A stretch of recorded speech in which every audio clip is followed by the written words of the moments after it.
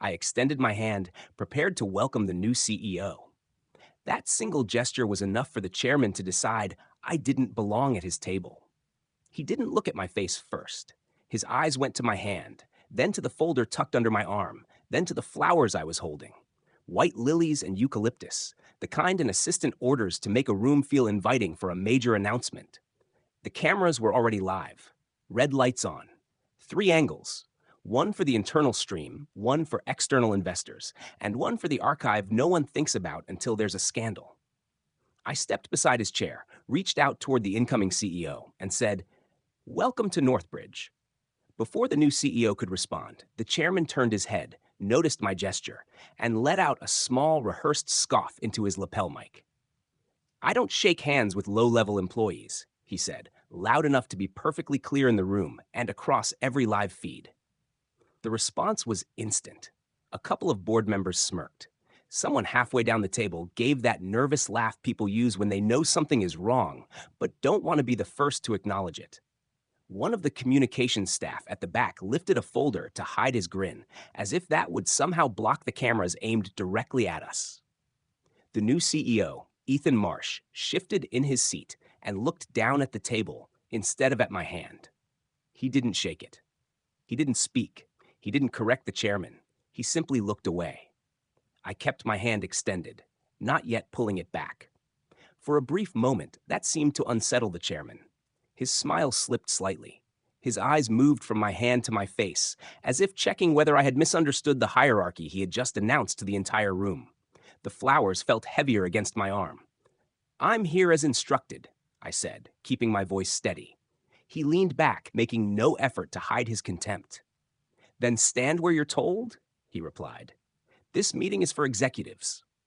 Someone near the far end of the table muttered, "Awkward," just loud enough for his neighbor to hear and for the nearest microphone to pick it up. I lowered my hand on my own terms, not his, and placed the flowers on the table at the edge of his line of sight. Then I walked to the empty chair at the far end of the board table and sat down. The laughter lingered for another second, thinner now, stretched across the silence that followed. "Let's begin," the chairman said, already turning toward the main screen.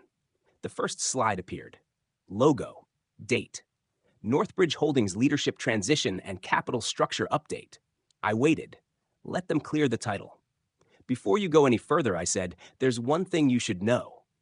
The chairman turned back slowly, as if I had interrupted a sermon. "We're not taking commentary from staff during this session," he said, his tone carrying the same amused cruelty. I met his eyes. "If you're refusing to shake my hand," I said calmly, "then by tomorrow morning, $2.5 billion will no longer be part of this deal." The silence that followed hit harder than the laughter had. It wasn't disbelief, it was emptiness. Then, predictably, someone laughed a little too loudly. "Okay," one board member said. "That's enough." Another added, almost with relief, "All right, let's keep this professional." The chairman's smile returned, brittle this time. "Sit down," he said. "We're behind schedule." "I already am," I replied. They didn't understand yet. They would, but that comes later. Let me step back and explain how someone they assumed was a low-level errand runner ended up being the one person in that room who could make or break the largest funding round in the company's history. If you've ever been dismissed in public because someone decided you were beneath them, subscribe. Because this story isn't really about a handshake. It's about what that handshake represented and the cost of treating it like a joke. My name is Aaron Price. I'm 41 years old, and until 3 weeks ago, I was the managing partner of a private capital firm called Pellon Ridge. If you haven't heard of us, that's intentional. We don't advertise. We don't sponsor conferences. We don't put our name on stadiums. We move quietly, write large checks, and expect 2 things in return: discipline with our capital and respect for the conditions under which it's provided. Northbridge Holdings was meant to be our flagship deal. $2.5 billion in committed capital, structured across multiple tranches tied to a high-profile acquisition and a leadership transition they wanted to turn into a media moment. For them, it was about headlines. For us, it was about risk. Pellon Ridge didn't begin as we. It started as me, a laptop, and a second-hand desk in a 2-room office above a dentist in a strip mall. Before that, I sat on the other side of the table. For 10 years, I worked in corporate treasury and capital markets for a mid-tier industrial group. On paper, my job was simple. In practice, it was exhausting.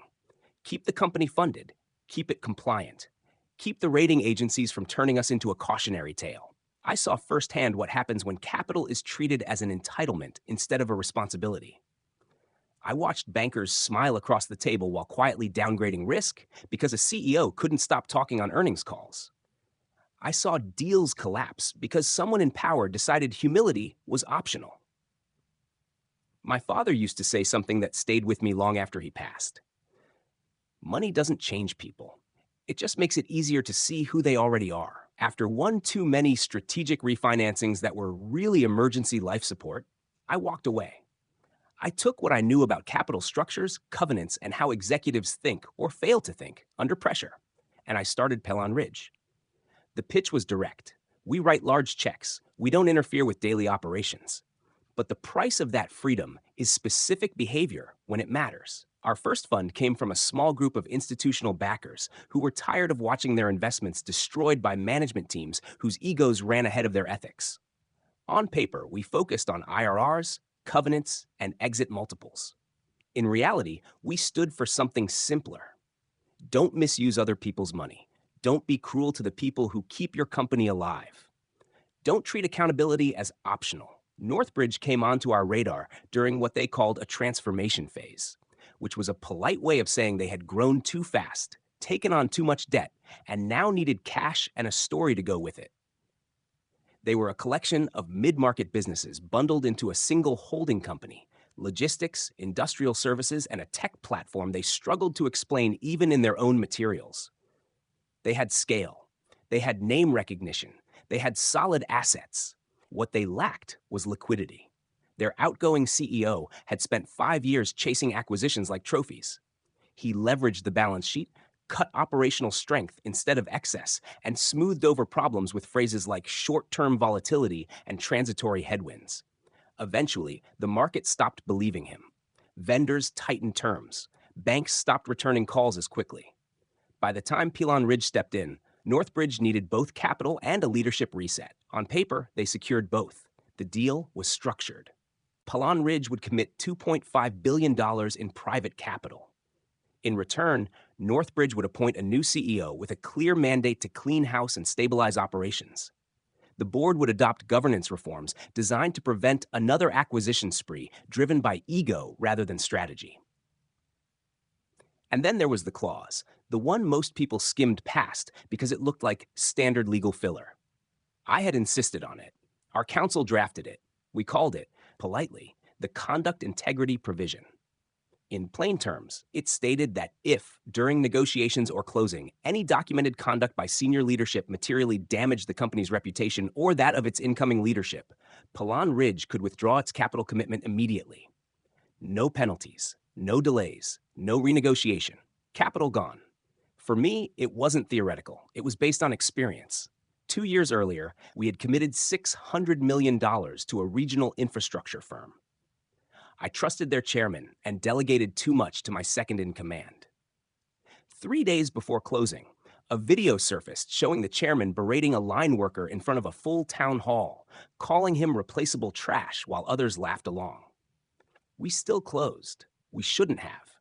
Within 6 months, that clip showed up in every union negotiation, every regulator's briefing, and every journalist's archive. We eventually made our return, but the time, energy, and constant reputation management weren't worth the IRR on paper. I promised myself it wouldn't happen again. If I was going to put billions behind a company, I needed more than clean numbers. I needed to see how leaders behaved when they thought scrutiny was light. That's why the clause existed, and that's why I insisted on attending the Northbridge Transition Board meeting in person. I wanted to observe them directly. I wanted them to see me. They had other assumptions. The invitation arrived through official channels, formal email, formal agenda, board strategy session, and CEO transition announcement. Location, Northbridge headquarters, main boardroom. Attendees listed as board of directors, incoming CEO, select senior executives, and a representative from Pelon Ridge Capital. My name wasn't there. The line read, Pelon Ridge Representative TBD. I noticed. My partners noticed too. You sure you want to go in person? My co-partner Sam asked. Send a VP. That's who they're expecting. I'm sure, I said. I delegated once before. I knew how that ended. The morning of the meeting, I landed, changed in the airport lounge, and took a car straight to Northbridge's downtown glass tower. The lobby was marble, steel, and screens. A share price ticker ran along one wall, a promo video of smiling employees and drone shots of warehouses looped on another. The receptionist offered a practiced smile. Welcome to Northbridge. I gave my name. Aaron Price, here for the board session. Her fingers paused over the keyboard for half a second before she typed. The pause was subtle, but I noticed it. Of course, Mr. Price, she said. Someone from Investor Relations will come down. Investor Relations, not the board office. Noted. A few minutes later, a man in a suit that was slightly too tight and a tie that was slightly too bright approached. Mr. Price, I'm Dylan. I'll take you up. We exchanged small talk in the elevator. He asked about my flight. I asked about attendance. Big day, he said, forcing enthusiasm. A lot of attention on this. What's the mood upstairs? I asked. He hesitated. Eager, he said finally, and anxious. The doors opened to the executive floor. Thicker carpet, quieter halls.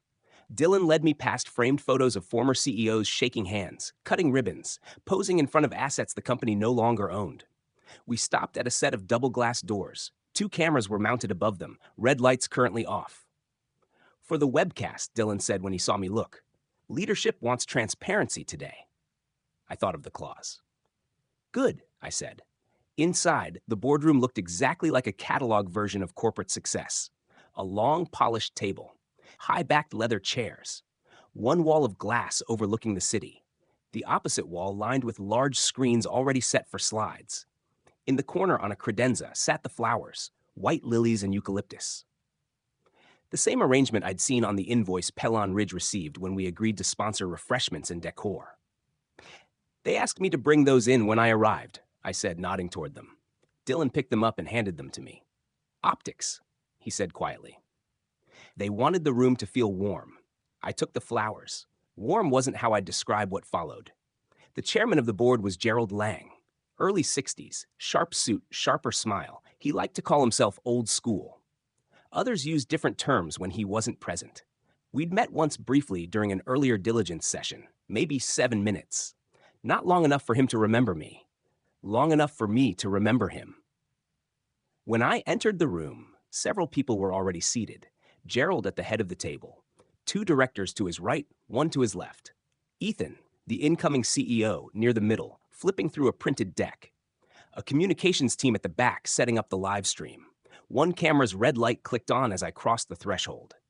Ah, Gerald said, noticing the flowers before he noticed me. Perfect. Set those on the sideboard. I can hold them, I said. They were sent to me. He frowned briefly, then waved it off. Fine, he said, turning away. We'll start shortly. Dylan quietly disappeared to the back. No one introduced me. No one asked my name. No one said, this is the managing partner from the firm providing our largest capital tranche. They saw flowers, no nameplate, no familiar face from their usual banking circle, and they made an assumption. Support staff. Set dressing. Someone there for appearances. I walked around the table toward Ethan. He was younger than I expected, late 30s, well put together, eyes tired in the way of someone who had been repeating the same talking points for weeks. He looked up as I approached. I placed the flowers on the edge of the table, freed my hand, and extended it. Welcome to Northbridge, I said. I'm Aaron. Before he could respond, Gerald swiveled his chair toward us. He saw my hand, saw the gesture, and recognized the opening. He adjusted his mic slightly. They smiled that practiced host smile and said to the room, I don't shake hands with low-level employees. The words landed cleanly. Glass walls, cameras, faces around the table. A board member to his right laughed too quickly. An operations executive near the far end made a sound that could have been a laugh or a reflex. Someone at the back coughed to hide a grin. Ethan's eyes moved from my hand to Gerald, then down to the agenda, as if reminded where authority sat. He didn't move. He didn't correct him. He didn't say it was inappropriate. He stayed silent. I didn't lower my hand right away. For a second or two, Gerald's smile faltered. He looked irritated that I hadn't reacted on cue. His eyes lifted to mine, checking whether I'd understood the insult. I'm here as instructed.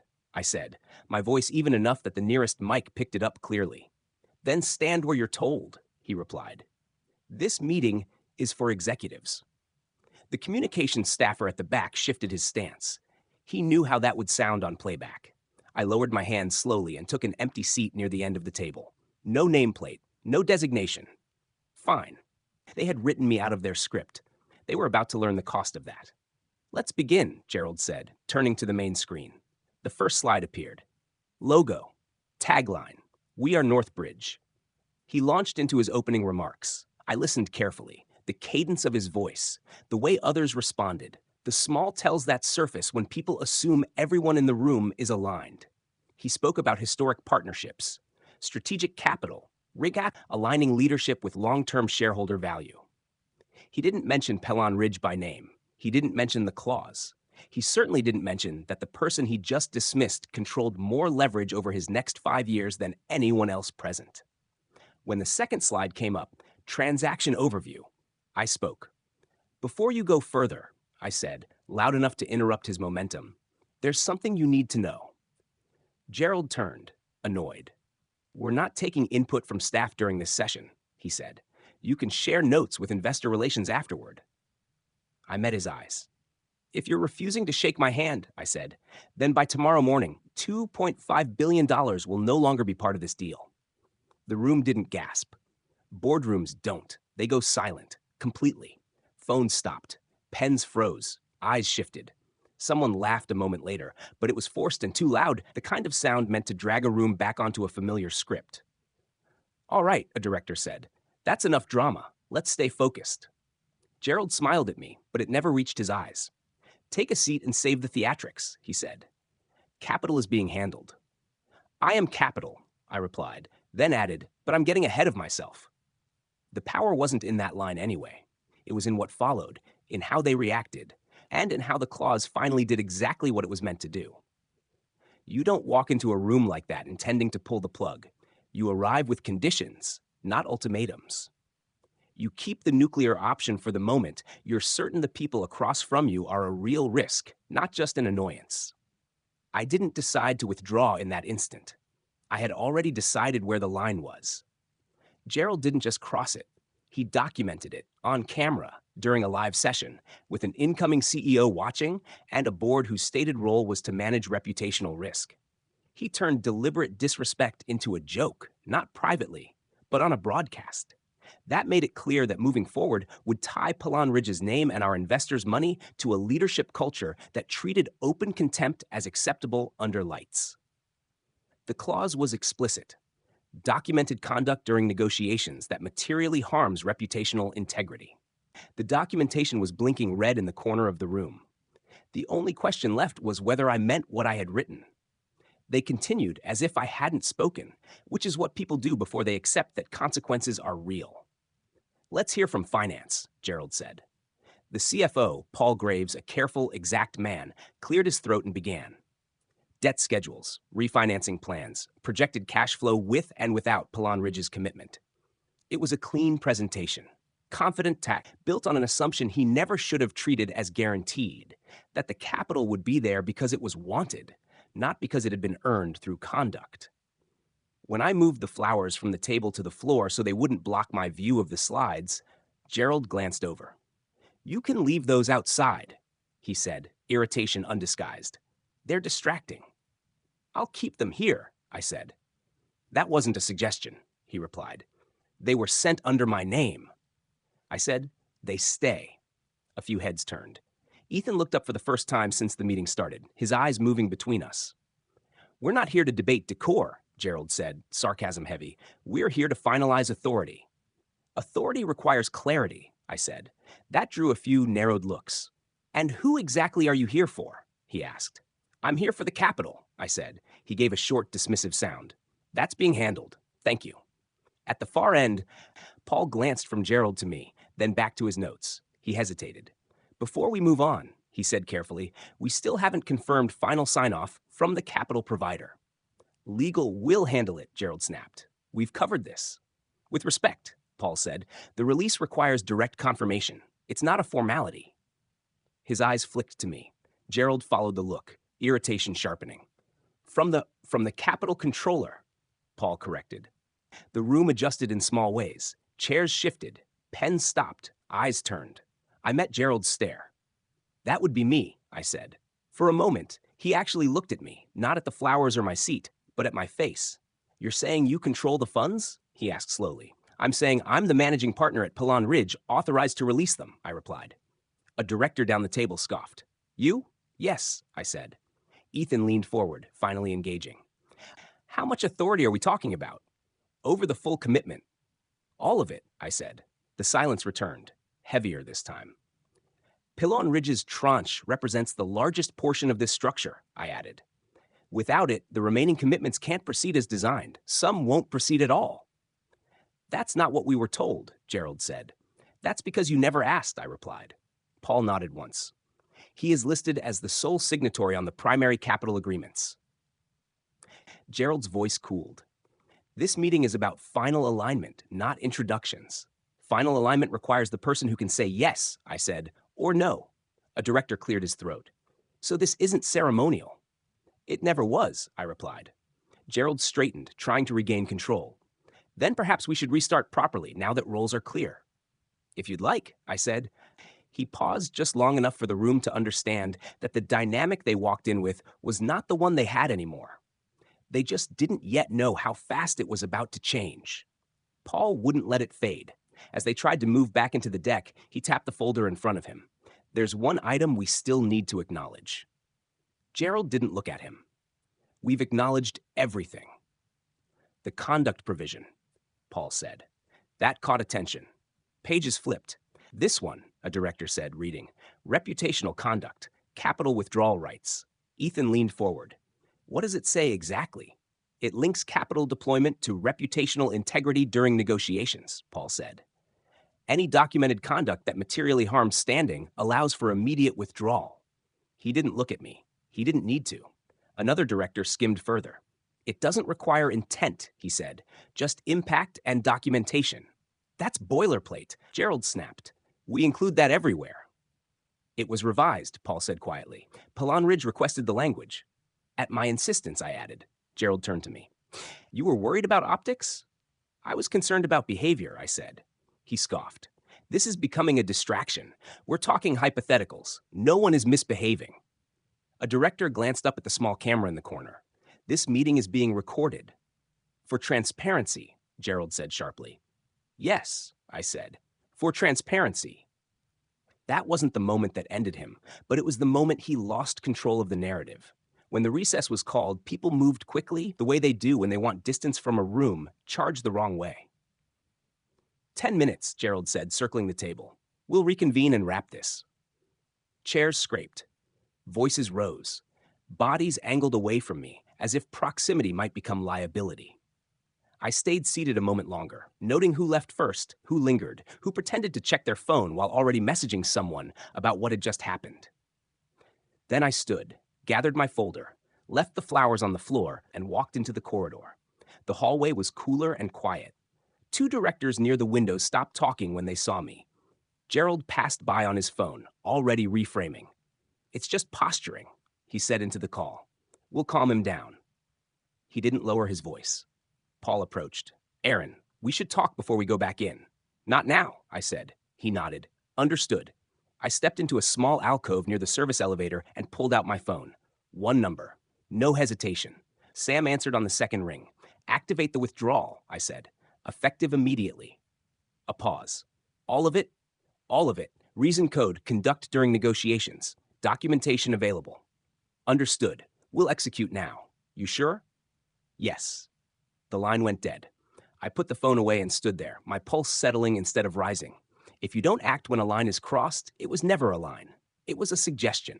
I don't work with suggestions. When I returned to the boardroom, the red recording light was still on. The room was trying hard to pretend nothing had changed. Chairs were back in place, water poured, voices light and controlled. Gerald looked up as I sat down. We'll resume now, he said, edge returning. Let's keep this focused. I placed my phone face down on the table. I didn't touch it. I didn't need to. The deck came back onto the screen. Projections came up again.